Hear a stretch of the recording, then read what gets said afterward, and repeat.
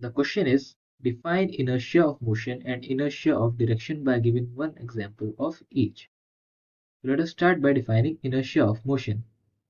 The tendency of an object to oppose a change in its state of uniform linear motion by itself is called inertia of motion. The example of inertia of motion is when the driver of a bus running at a high speed suddenly applies brakes, the passengers experience a forward push. To explain this example, let me make a rough diagram of a passenger sitting in a bus.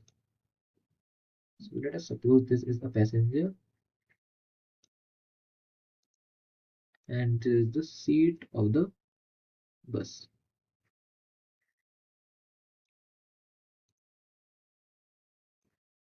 The lower part of the passenger is in contact with the bus,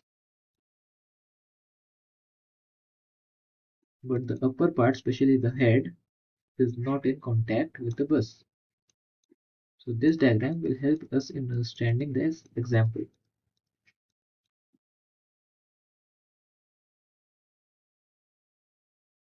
So let us read what this example says. Initially, the bus as well as the passengers are in a state of motion. But when the bus suddenly stops, the lower part of the body of the passenger comes at rest, but the upper part of his body tends to maintain his state of motion due to inertia of motion and consequently experiences a forward push. Now let us define inertia of direction. The tendency of an object to oppose any change in its direction of motion is called inertia of direction.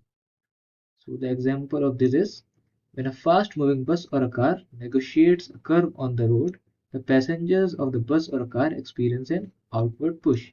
It is because a passenger tends to maintain his direction of motion. I hope it is clear to you. Thank you.